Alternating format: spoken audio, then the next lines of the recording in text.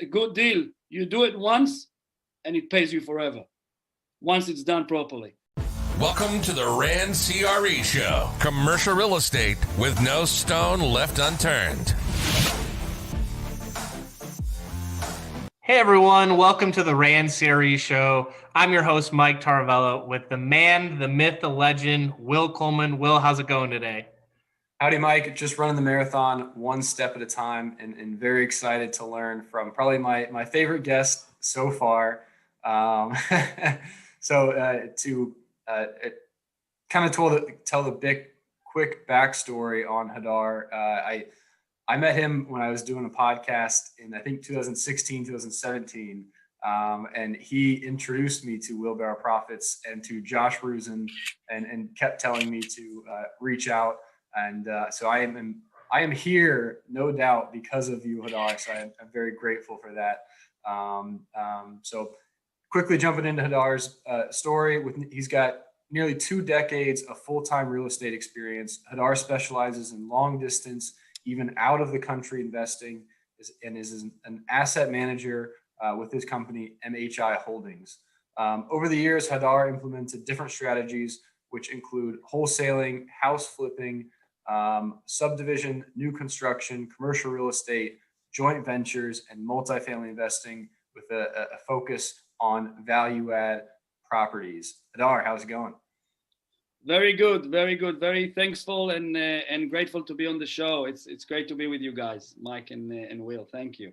Yeah, excited to have you on. I know, like I said, Will, we've been itching to get you on the show, but you had a monster refinance coming your way. But one thing I want to, with Will saying out of the country investment, I think it's important to showcase where you are in the world, Hadar, because I think that's what's truly remarkable about your story is you're doing real estate all around the world.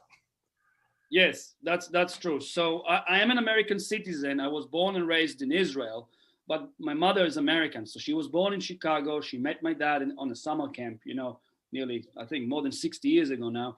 And at some point they moved to Israel. So I was born and raised in Israel. And in the early 2000s, my girlfriend back then and I went to travel in New Zealand.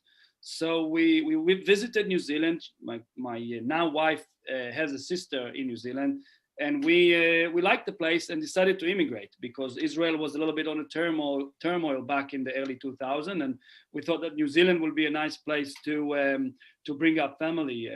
Fast forward nearly 20 years, it's one of the most desirable places to live in the world, because it's a safe haven with no COVID and a lot of green fields and space and, reasonably stable economy. Yeah, my girlfriend backpacked through New Zealand 2-3 years ago for an entire month and showed me photos on her not great phone at the time, and they were truly breathtaking. So it's been cool. I mean, can't say anything bad about New Zealand. I can't wait to visit and see all of Hadar's projects when we're allowed to travel again. Absolutely, welcome. I'll do a tour with you. I'll show you around. It's a great place. It's a beautiful place, But the thing is, I think America and even Canada and many parts of the world are beautiful too. But the thing with New Zealand is that when you get to New Zealand, there is a lot of open spaces and they last forever. And the atmosphere is different. People are very, very relaxed, very accepting, and it's kind of a different energy. And that's what people feel when they come here. There's beautiful places in America that are breathtaking as well in the nature, when you go hiking, when you go, if you go out to the outdoors. So, but certainly a beautiful place to live. Yeah. Anytime I see pictures of you hiking or outside with your kids, it's like, it looks like a painting. Like it's just beautiful. Yes, there are two main things in New Zealand which are cultural. One of them is rugby. The second of them is being outdoor and doing outdoor sports, if you like, activities. And it's really ingrained into the kids and people in an early age here. It's part of the school, very encouraged. So yeah, we are pretty happy here. Thank you. So let's jump into it, because I think a question I get all the time, and I'm sure you get all the time as well, is how can you buy out of state, right? There's so many hurdles, or even out of country. There's so many hurdles in terms of lending, boots on the ground, due diligence. I mean, mindset. how do you start if someone's in New York or in California and they want to invest in a more investment favorable market? Yes. So the first thing to do is to really surround yourself with like-minded people. I think that one of the thing that really kept me going when it was tough, when I was really trying to get educated and really find my feet, get my feet wet, if you like, while shifting my focus from New Zealand to the United States, was really the Jake and Gino community. So it's something that I felt that it was support, if you like, environment to help you out, not just with the education, but when things taking a bit longer to happen, and when you kind of need to perhaps deviate and change your course in terms of what you're looking for. I had a support team to help me. So I remember I met with Gino back in St. Augustine in 2017. And since then, I was, one of the first clients of Jake and Gino. And since then, we've gone through a lot. I got my feet wet first with just buying a fourplex. I wanted to, we're not going to touch about, if you want me, I could briefly, but after I already chosen the market, I really wanted to get my feet wet through a smaller project to make sure that my third-party property management and my boots on the ground and the contractors that I got referrals to will do the job properly before I go and I scale the business up to buying larger apartments building. I wanted to make sure that I have a proof of concept, if you like, that I can make it happen in that particular market. So apart from surrounding myself with a great network of like-minded people, because real estate could be quite a lonely business when you're doing it, when you're really motivated and you have a very strong why behind you. So you got the fire inside you to be successful. It's very important to surround yourself with people that have the same feeling towards it, because otherwise there could be other influences, whether friends and family that are not in the same mental position, and they don't have the drive to achieve financial independence and live a lifestyle by design. And that could actually hinder and put the fire down a little bit in times of difficulty.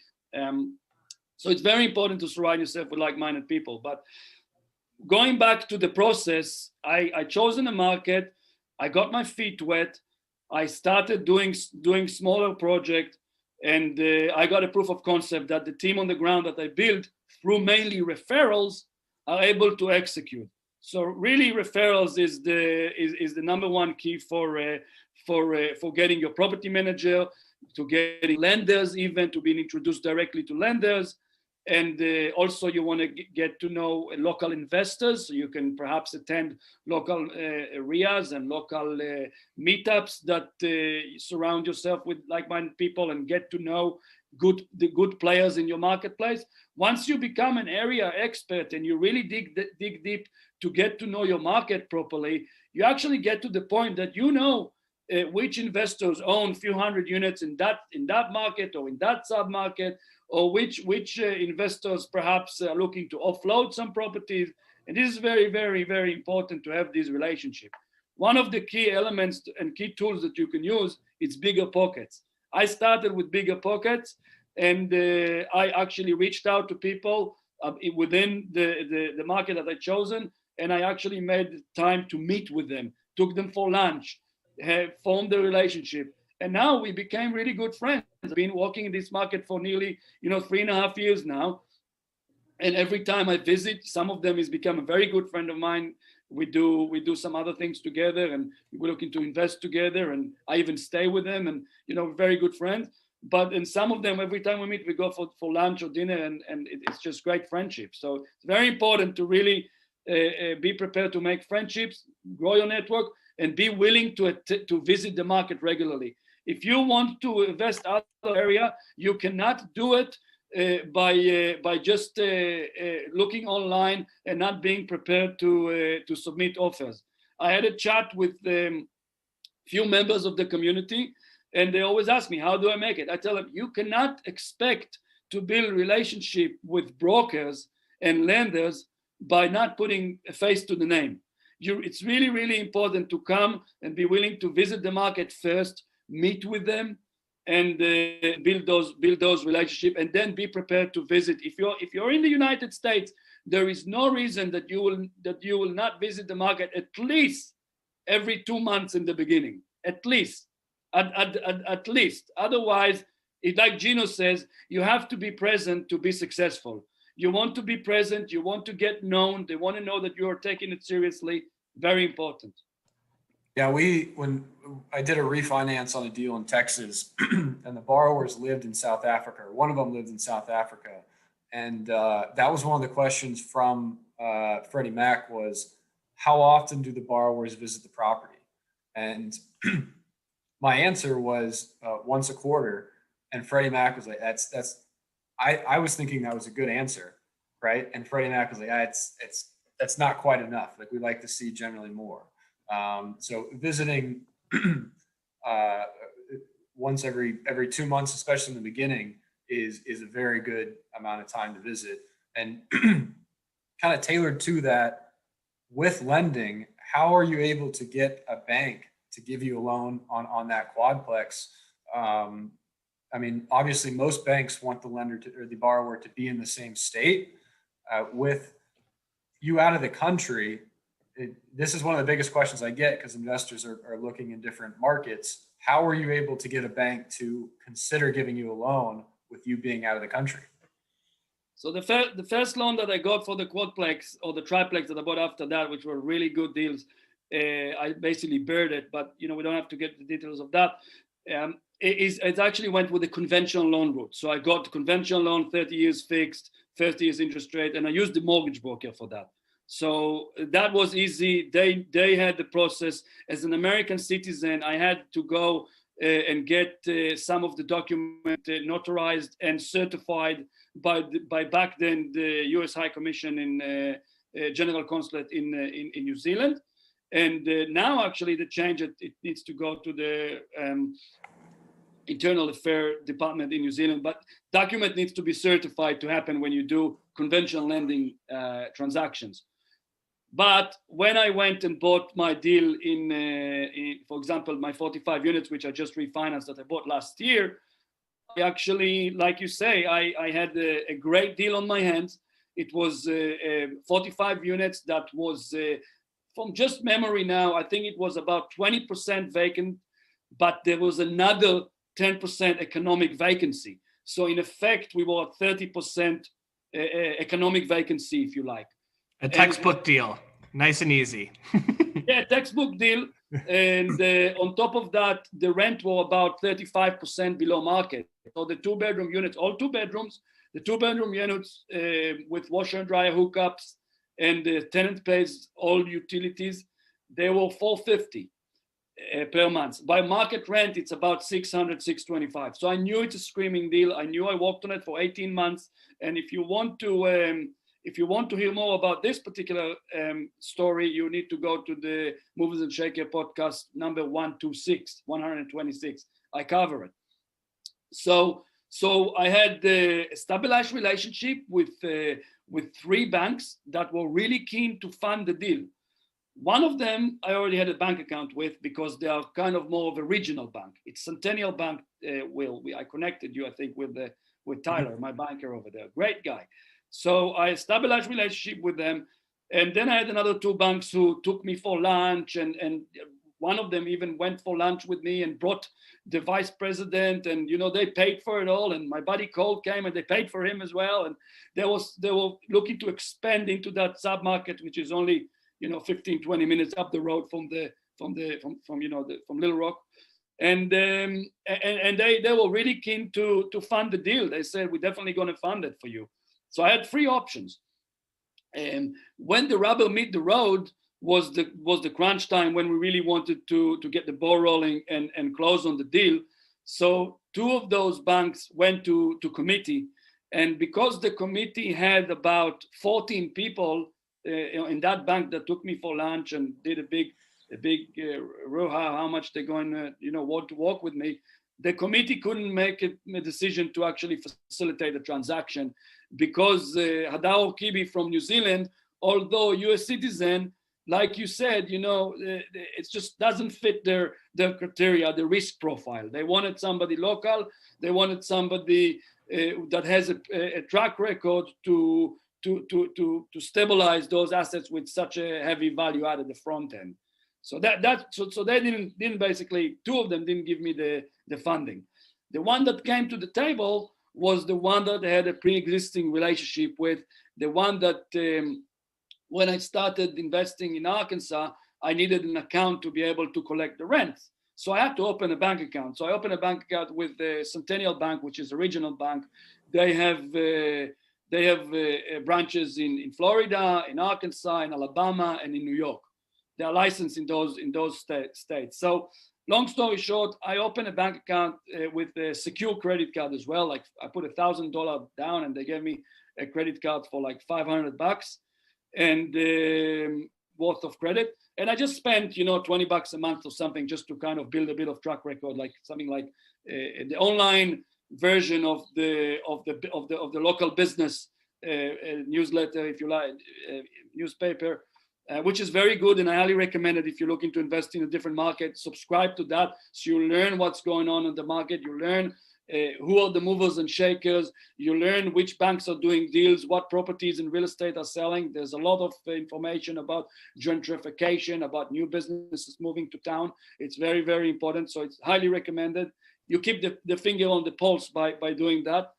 And that bank funded the deal. So the terms wasn't that great. It was 20-year amortization. It was 5.5 interest rate. It was last year. And they did give me a 1-year interest only and a good construction loan to cost. So basically they lent me 75% to cost, which was good. So I gone through the process, I stabilized the asset, and it owed me with the construction loan about 1.4 million all in. And 12 months down the track, because within the 12 months I closed on the deal. I was there for closing. It stretched and stretched and stretched. There was problem with the sellers. There were free owners who one of them wasn't able to sign document, was incapable. So everything stretched, and I keep extending my stay. And luckily my family was very supportive in saying, just do it, make it happen. You're already there. So, and then I came after 2 months. I came up again to grab the bull by the horn, as we say, and oversee the repositioning and the management and really go and make sure that everything is executed correctly. And I've done that. I asset manage. My role is asset management within my company.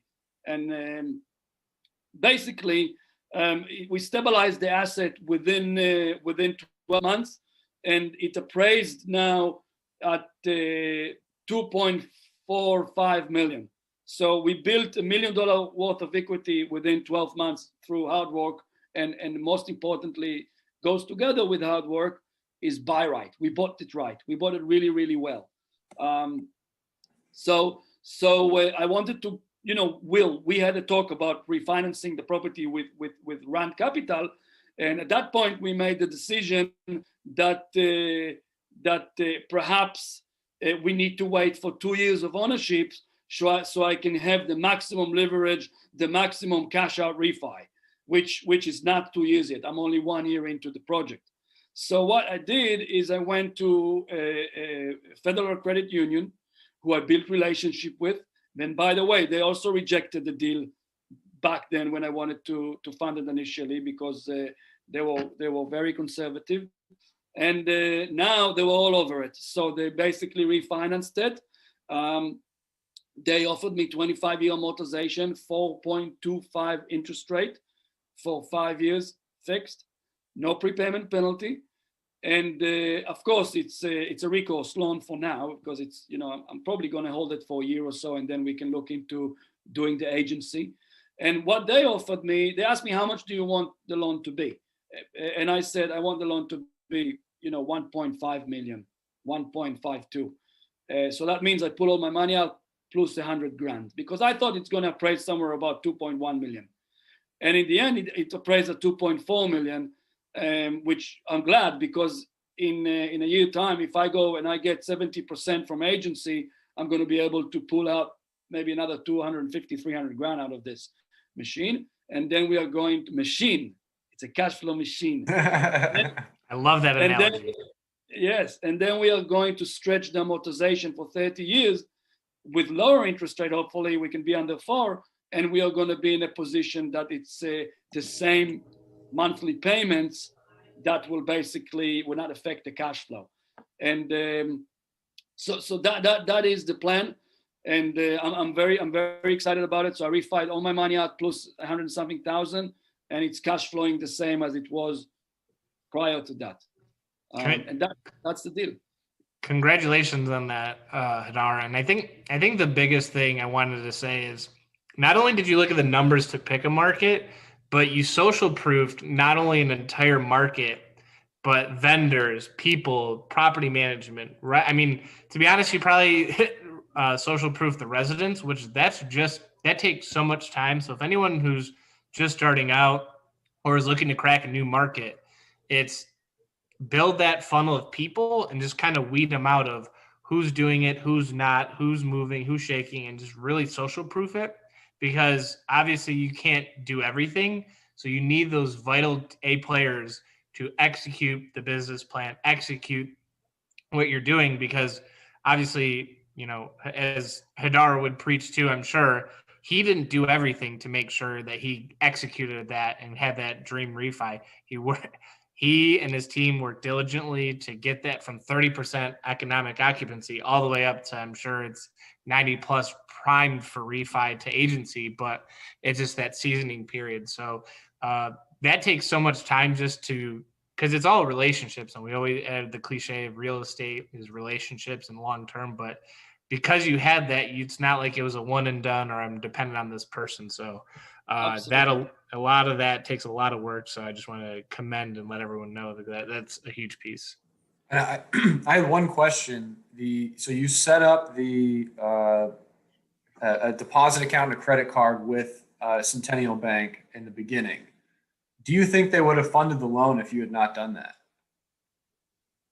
Not necessarily. You know, I'm not. Well, the answer is they wouldn't have given him interest only. Because of that, they give him interest only. Yes, you know, it really depends. But I want to make it clear 2 things. The first thing is that I was visiting the market regularly, and every time I was coming for 2 weeks, and every time I used to meet up with my commercial lender over there and go on for lunch and everything. So I think it helped a lot, and I want to get to that point.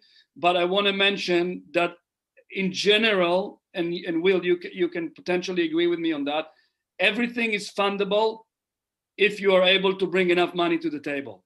So they wanted me to bring 12 months P&I reserves, which I have. They wanted me to bring cash to the table, which was $400,000, which was, you know, basically 25% of the purchase price. And it was heavy on the front end in terms of the cash I needed to bring, but I wanted to get the deal done, because a good deal, you do it once and it pays you forever once it's done properly. And this is the key for that. Since then, by the way, Mike, it's 100% occupied right now. And it is a team sport. It's definitely a team sport. I did not do it on my own, but I am an asset manager, and I have my expectations, which are high expectations for whoever works with me. I lay the field. I make sure that my team executes on my vision and my roadmap. It's very, very important. Having good teams on the ground and people that respects you as an operator is key. I got my maintenance guy, Eddie, which if you are part of Jake and Gino community, or if you visited our YouTube channel of the MIH Mastermind, you might have seen his videos. My relationship with him, he's not the cheapest in the world, but my relationship with him is very, very good. He keeps an eye on the property. He even talks to residents, and he's very, very helpful. And when I come, I take him and his older, his dad is tagging along, helping him with some of the job. I always take them for lunch. I always give them respect, and we got reasonable respect. And it's the same with my electrician that I subcontract. It's the same with other people that I use, because my property manager manages some of the repositioning. Like they have a very good painter that they use, so I use them. they have a very good plumber that they use with cost effective, so I use them. But whatever I could cut cost on, for example, HVAC, I got a better deal. Electricity, I got a better deal. Hanging up ceiling fans and doing backsplashes and buying appliances, I got a better deal. Installing those things. Many things I subcontractor. I met with the people face to face when I was there, and all it takes once I project manage it is to use the phone and WhatsApp. WhatsApp is great. I use WhatsApp all the time. I use it to send voice messages. I like to delegate verbally. It's faster than typing. And I do WhatsApp kind of like a FaceTime video chats. So if there is a question, we make time, and then Eddie could do a video chat with me, and I reviewed, and then it's like I'm there basically. So it's very, very important to create a good team on the ground for that. Please go ahead. Oh, no, I was going to ask a question, so make your point, and I'll ask it after. Okay, so another very, very important point, guys, and I want to hit home with this. If you are going to operate in a market, in any market, and you want to position yourself that lenders will lend you money when you need it, you need to establish relationship with them. One of the key elements that I have implemented now is I got this 400 grand came back. I put that with Centennial. I refinanced another property, which I bought a triplex. I done the burst strategy on them, which is another whole strategy which I've done. And if you want to read an article, an interesting article on how I did what we call a delay refinance, it's on the MFI Holding website, MFI Holding, Multifamily Investment Holding. So MFI Holding with a G.com website. There's an article about it over there. It's a very good strategy when you do 3 to 4 units. So anyway, I managed to pull $40,000 out of this property because I wanted to make the monthly payments instead. And I took that and I deposited with the bank that refied. One of the banks that did that refinance for me, I actually took that property from conventional lending and put it from 30 years amortization to 20 years amortization, but on much lower interest rate, specifically with this community bank, because I want a relationship with them. I know the banker, I know him for like 2 or 3 years. They're also one of those that didn't fund, the Sherwood Place apartment for me, but I know they fund a lot of deals with multifamily once you have a relationship with them. And the reason I know that is because one of my investors' friend who's been in the industry in my market for 30 years, and he owns about 600 to 700 units free and clear, is banking with them. And I know that they're good for multifamily once you got the relationship. So I made sure I put a deposit with them. And I put a deposit with another bank, the one that refinanced. I sold the property and I made about, $60,000 loan proceeds on that. So I put that with another bank. So now I have deposit with 3 banks. And I'm telling you that this relationship is going to be very fruitful when I need to get another loan, if I need a loan, because I have an established relationship, and all they want is deposits. So it's very, very important. You don't have to put 20, 50 grand, 60 grand, 400 grand. Even if you put 5 or 10 grand, it's fine to start with. And especially in a changing market environment. So, from 2013 to 2019, it was probably much easier to get a loan as a new borrower in a new relationship. But now, if you're a new borrower in a new relationship and you have no deposits, it makes it much more difficult to get even if you're in state, to get a loan from a bank. But if you've had a 2-year history with them, and that they know that you can perform, they know that you've kept a decent level of deposits with them.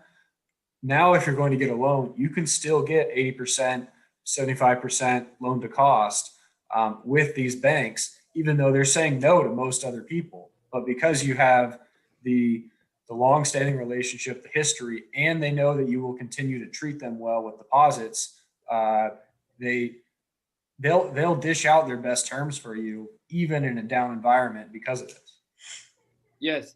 And I want to mention one more thing is that, first of all, so if any of our listeners here, they want to go and they have a market that they chosen and they want to go and operate in that market, go and meet those community banks through referrals. Make sure you know which one are investor friendly, which one's got appetite to work with, and go and open accounts with them, and put a deposit in. If you could, even if you could put, let's say, $2,000 here, $2,000, start the relationship early. That's number one.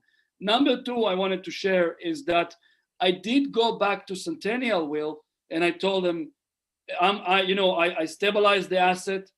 Now I have a very good cash flow, and I created a lot of equity. Would you restructure the loan? Because you gave me, I appreciate that you funded me, and I wanted to, and when the forbearance and all that came up back in June, May, June, one of my asset management role was to keep communicating with my lender.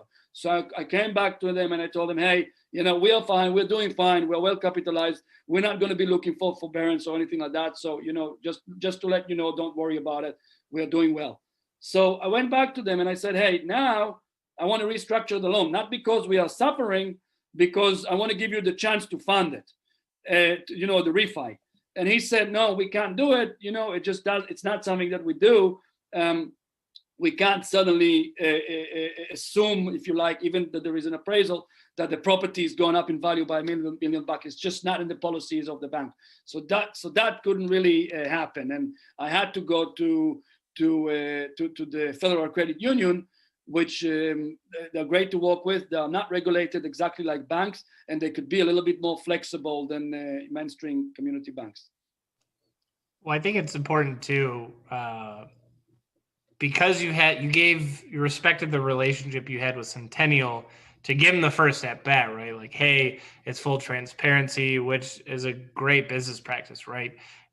We had Logan Rankin on the podcast. He always communicates to his bank first, financials. So it shows you're on top of your game, right? And then building those relationships with the other banks creates so much flexibility. And I think on the investment side, it's important to have as many different exit strategies as possible in the sense of being able to use them, because if you pigeonhole yourself in a corner, you might not like the outcome. So it's being as flexible as you can, because you are a steward of your investors' capital. So I think that's a great analogy and just a very practical way of putting your deposits in several different community banks, because in the end, we too have a great relationship with the community bank, and it's because of long tenure experience. And the first at bat's always never the best, but you loan 2, 3, 4, etc. That's where you get the true sweat equity and the great relationship. Yes, and I think it's very important to maintain those relationships. And I actually went back to him and said to him, look, I'm going to leave the deposits of the rents that coming in. I'm going to leave it with you. And the reason is mainly because it's convenient to me, because I got all my bill pays and everything and contractors all set up over there, and the system is actually very convenient. So no one likes switching banks, so you don't have to justify with us. Yeah, I know, but it's great. So I leave it with them, and I also asked him, and I told him, hey, I'm in acquisition mode now. I got this money, came back to me. I'm looking to buy some more asset. I'm in acquisition mode. What's your appetite now due to COVID, due to where the market is? And they came back and he said to me, we will find any deal for you, generally speaking, but we're not going to be as competitive as potentially other lenders. And for me, it's all I wanted to hear, because once you get the deal, get it stabilized, if you know what you're doing, then you can refi. And we just proved that. So I'm not worried about the terms. I'm not going to go and do hard money loans because, I just don't need it and I don't like it. It's too expensive. But if Community Bank is willing to work with me just to secure the opportunity, even if it's a little bit on the not the most favorable terms, I'll take it. So we spent a lot of time talking about investing on a market and lending in general. I kind of want to shift gears here a little bit. What are your thoughts on the current environment? Obviously, cap rates have continued to compress. Rents are stagnant, but still relatively strong. So what's your overall thoughts of the market, and how are you currently looking to invest? Okay. So my main focus in the last 6 months was risk mitigation, downside protection. And when we were doing underwriting of deals, we were really doing the sensitivity analysis to make sure we can weather the storm. We don't have to go into the weeds of underwriting right now, but that was the focus. One of the main thing was that when we took over the property, actually in January 2020, we gave notice to a handful of residents that rents are going to go up in June by $100 a month. And those people respected the upgrade, the increase, and actually it was implemented. So that was very good. It was existing residents being there for many years. But because the notice was given prior to COVID, it was implemented. Since then, we said we're going to put it on hold and we're not going to increase rent apart from unit turns and apart from pretty much unit turns. Now, in January 1st, we already gave them notice before Christmas. I mean, 1st of December, we executed the notice to say that on the 1st of Jan, rents are going out, those people who are paying $450 to $550. Don't forget, the market rent is $600, but I don't need to do anything to the units. So we lock them in for 18 months leases. So they're going to sign up 18 months. It will mature on June, for example, 2022, sorry. So that's what we implemented. We were focusing on resident retention during COVID. Now, moving forward, nobody could really tell what is going to happen. Everybody is glazing crystal ball, trying to say a crash, trying to say, I hear economics saying it's just a blip once it's recovered, which it's very, very likely. Maybe the next real downturn is around, if you like, strong recession is around 2026. You hear all sorts of different opinions.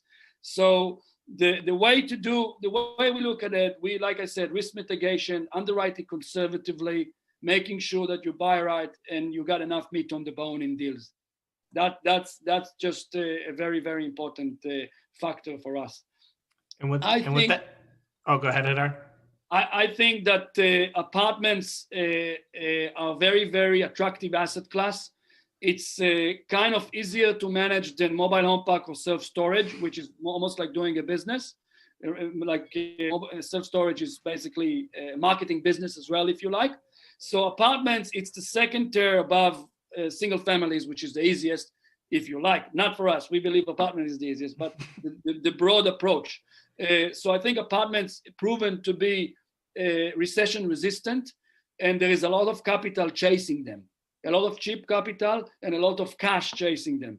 So I don't think, if so far we haven't seen a big a crash in the market through COVID, and okay, there was some helicopter money and there was a lot of help, from the government. So we'll see what happened in this first and second quarter of 2021. But I don't think that apartments are going to fall down on their face anytime soon right now because of the demand and because of the money is very, very cheap.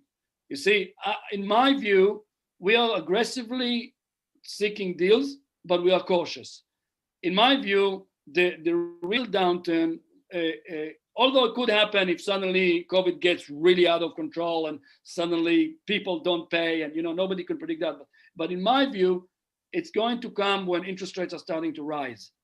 And that's where perhaps the market will recover in a year or two, and then it's going to keep going up out of control. And then the Fed will put interest rate up, which will slow the market and hurt businesses as well. So in my view, it's potentially going to happen and be related to interest rate, in opposed to just COVID. COVID is just potentially be just a blip on the radar if you look at it in a few years down the track. But I don't know. I'm guessing.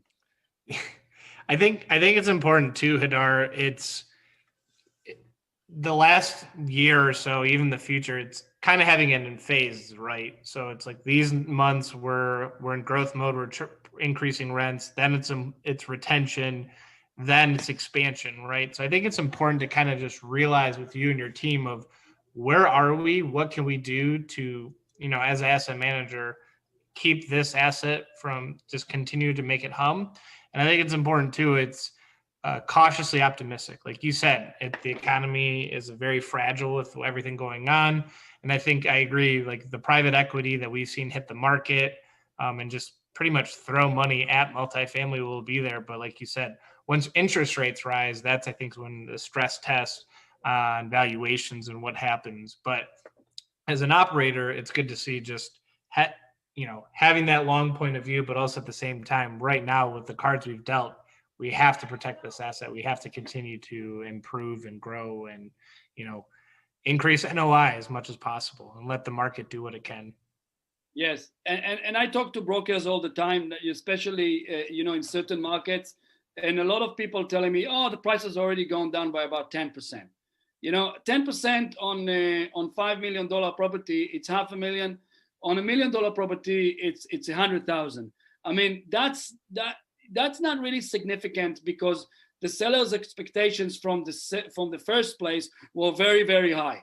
So whoever needs to sell will sell, but there is enough capital floating around to take down those deals and still maybe perhaps pay a premium. We're bidding on properties all the time, and more often than not, there's some REIT or some private fund or rich individual from California that just doing a 1031 exchange, and they go and pay way over what we believe it's worth and any local believe it's worth. And they got different reason to invest. And as we know, people get tax break from real estate. So and by the way, that could something that shake the market. If 1031 will be abolished because of Biden, that could potentially affect a demand from some players, or maybe the bonus depreciation. And there's many angles and reason for other people to go and pay a premium for a property, which is saving on taxes. A lot of syndicators are collecting fees, which maybe they are less focused on how good is the deal. They are quite happy to pay their investment 3 or 4% cash on cash return because they're only getting 1% in the bank. So it's very, very important to keep that in mind. That's why you're focused on the cash flow machine, right? Yes. I mean, it may be positive or negative, but I think it's a very exciting time to be in real estate just because you can no longer just accept the fact that the value is going to keep continuing to increase at the same speed. Whereas if you bought in 2016, 17, 18, everyone in the world, not everyone in the world, but 99% of people it's multifamily. The value is going to go up. Like someone's going to buy it from you at a higher price. Now there's so many more things that you have to be aware of. Interest rates, potential of increasing expenses, what's going to happen to the future of rent collections and rent growth. What's the different political changes going to mean? So it's, I think now we're going to be in a time where the boys are separated from the men, and you can no longer just kind of casually be involved in commercial real estate. You have to really know what you're doing and be very prepared.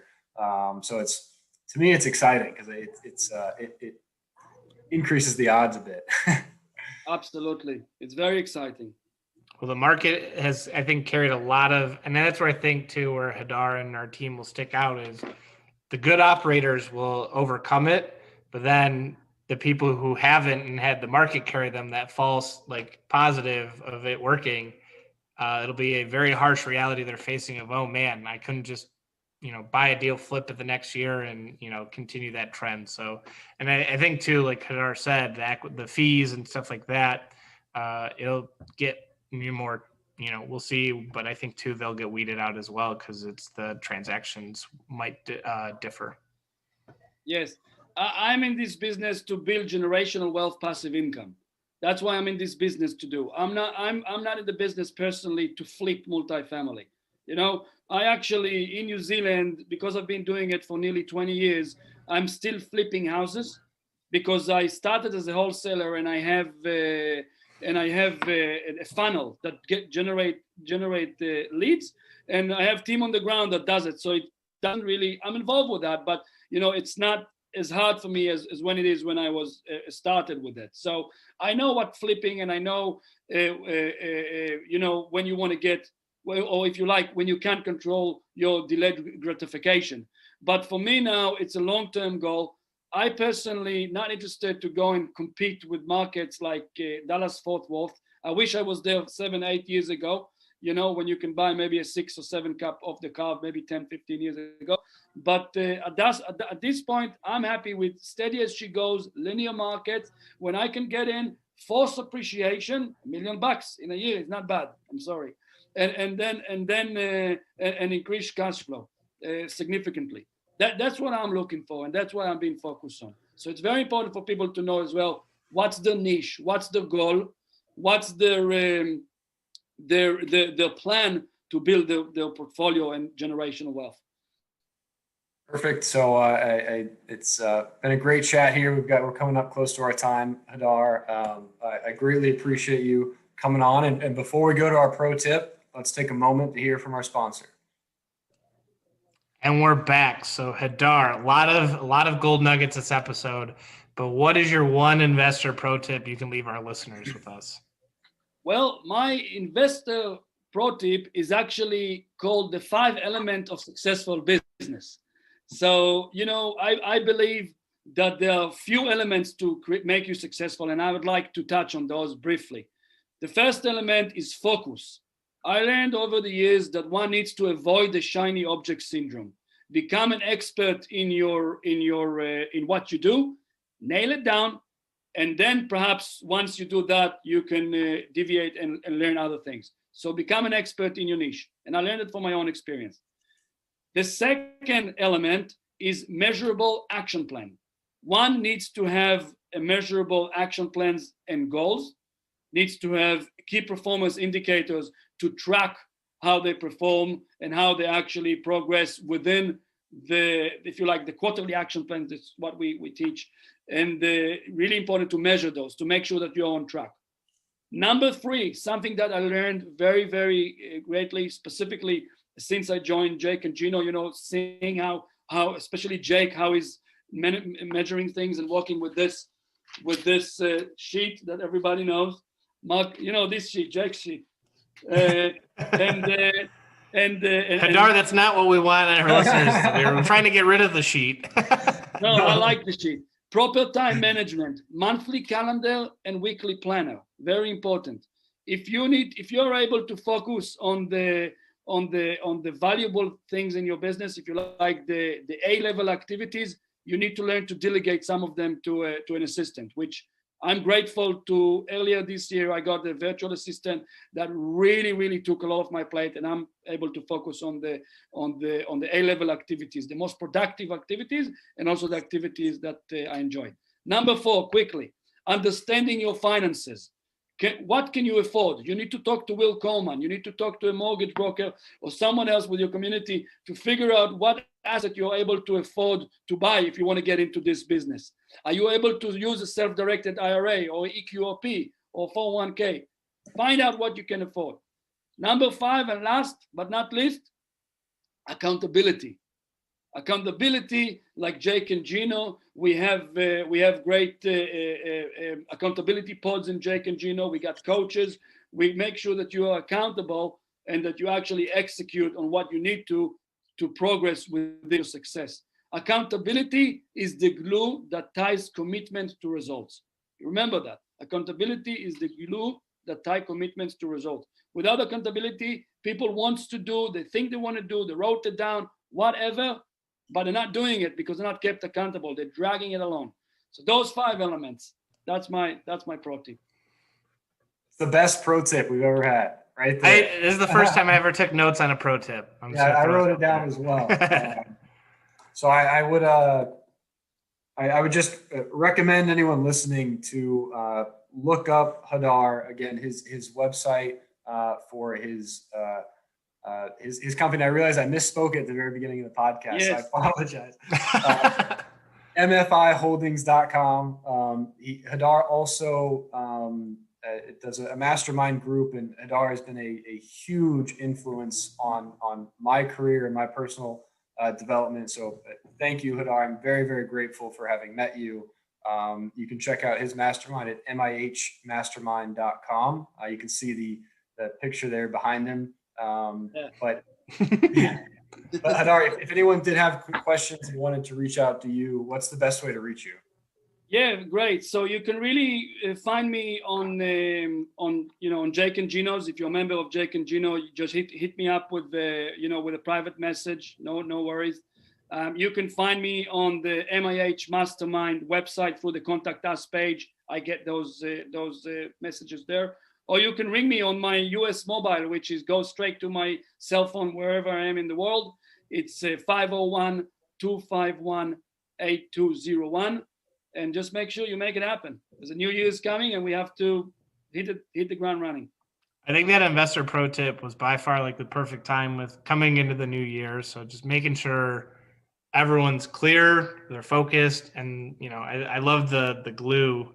Accountability is a glue to die, commitment to results. I think that really resonates of reflecting this year and then just executing next year. So thank you so much, Hadar, for being on the podcast. And please reach out to Hadar. He's an absolute rock star, and he truly cares about you and your success. But you got to make it happen yourself. So reach out to Hadar, and if you have questions for us, please reach out to us at info@randcre.com. And until then, we'll see you next week.